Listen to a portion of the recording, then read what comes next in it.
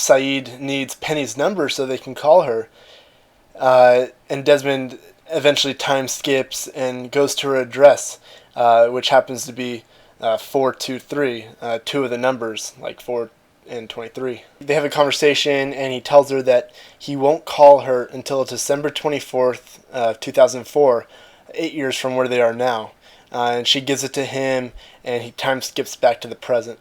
The next scene is a pretty emotional one between Desmond and Penny when it is 8 years later, like he said, just back in the past a couple seconds ago, but it is 8 years in the future. And they're talking, and which causes Desmond to become stable in both times because he has that constant now. Would it have killed Penny to answer it after the first couple of rings and not waiting for like 15 rings? I know if someone told me they wouldn't call me for 8 years on a specific date, even if they seemed somewhat believable, if it was someone I loved, I'd make sure that day definitely have my phone with me at all times. And also look at this, they make sure to show us her left finger, ring finger, and it doesn't have a ring on it. I know her right one does, but they make a point of showing her left one, so we can tell that she's not married. And then also, look at this picture at the very bottom left corner. Is this of Hanso? In that one picture, it looks really, really similar to him. So ultimately, in the end, it was his love for Penny that saved him, and the moral is that love transcends time. And so at the end, the question was, why was the future and past Desmond functioning at the same time now? I think it was to show us that it wasn't him physically traveling through time. It was just his 1996 consciousness going back and forth, as we already know. So once he got the phone number, he knew everything was going to be okay, and that he wouldn't die once he got to 2004. And as we know, the two couldn't be functioning at the same time now. If everything wasn't okay, it was to show us that the time-traveling thing with the consciousness wouldn't happen anymore, and that everything was okay. And as he tells Saeed at the end, he's perfect now, he's back to normal. The last scene of this episode was when we go back to the actual island and we see Dan by himself, and he's looking at his journal or his book. And there's different pages of space-time diagrams that we saw earlier. And if you look at this picture, this one right here, this triangle is interesting because it's called the Minkowski, like George Minkowski. In real life, it's called the Minkowski space-time triangle. And now this picture, when I first saw it, it reminded me of the Hatch map, but it's actually some sort of map of time. He is like frantically looking through the pages, and he finds a message, and it says that if anything goes wrong, Desmond Hume will be my constant. He seems relieved, and maybe he won't have trouble remembering things anymore. And he looks like happy, like he was expecting it to be there, and that he didn't see it before. I don't think that the message about Desmond being Dan's constant was there at all at the beginning of the episode. They seemed to make a point of printing it so big that it was obvious, and that they had him leaf through all the pages earlier in the episode and it wasn't there, at least not that we could see. Dan's present self doesn't remember meeting Desmond in the past because his present view of reality won't allow for it. He only remembers it once the actual meeting takes place, and we remember how Dan reacts when he sees the news of finding Flight 815 in the Sundra Trench. It makes a little more sense. It's a memory for him, but he doesn't realize it yet.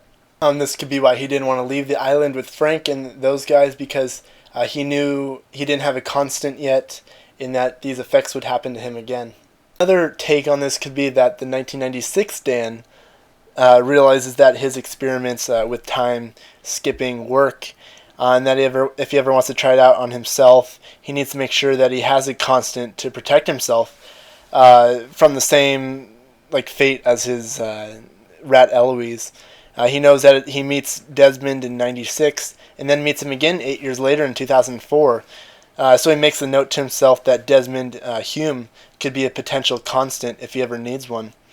Now remember Danielle Rousseau in Season 1. This whole thing could very well be the sickness that she refers to so early in the actual show. Look at how crazy Desmond gets in the helicopter. Now imagine Danielle's entire crew acting like that when she's trying to quiet and calm them down, like somehow she has a constant and they don't. And maybe this is why Juliet, when she was coming on the submarine to the island, they knocked her out, maybe by like relieving her of her consciousness as she passed through the barrier. They saved her from any of Dan's so-called side effects. Now remember Hurley's friend Leonard when he was in the mental institute, and he keeps repeating the numbers, the 6 numbers over and over again. Maybe in sometime in his life he got a little too close to the island and time skipped back to his days in the mental institution. Daniel says that the longer you go through these effects, the loops you stay in get geometrically smaller, as he says. Now picture these loops getting smaller and smaller and smaller as he's living this piece of his life over and over again. All that's left is probably a small 10 seconds or 15 seconds flash of the time that he has to live over and over again. Like maybe he's reliving the radio transmission, aka the 4, 8, 15, 16, 23, 42 numbers. And now Ben. Instead of being stuck in time like Desmond or Dan or Eloise, is it possible that his plans help shape and mold the future like the way Desmond did to prevent Charlie's death for a while? And now this is the end of the recap. I'm just going to go over the podcast that the Damon and Carlton producers talked about a little bit ago. They're saying when the characters are time traveling, nothing they do in the past can change the present or the future, which is different than Back to the Future. They also say everyone with questions about changing the future by going to the past should refer to the conversation with Miss Hawking. Remember her in Desmond's flashback when she says the universe has a way of course correcting. So even if you did something in the past that you didn't do before, somehow the fabric of time swoops down in around you and fixes itself. For instance, did Penny know when she saw Desmond in 2001 that Desmond told her in 1996 to wait by her phone? They say refer back to Miss Hawking's explanation. Next week, the title of the episode is called The Other Woman. The Other Woman, and this refers to Juliet.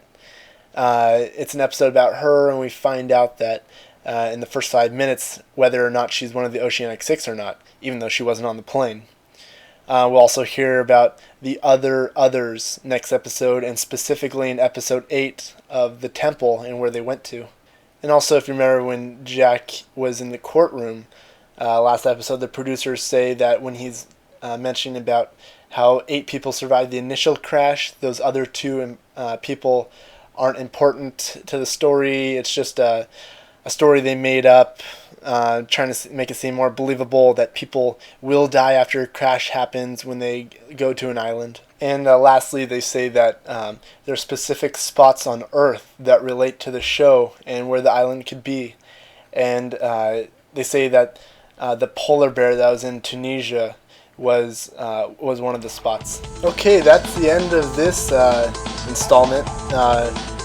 Again, as I said before, one of my top favorites of all time. One of my other ones is Flashes Before Your Eyes, which is another one of Desmond's flashbacks. And so I think Desmond, in my opinion, has the best ones. Can't wait for next episode, The Other Woman, which looks pretty good too. And hopefully see you guys next Monday. God bless.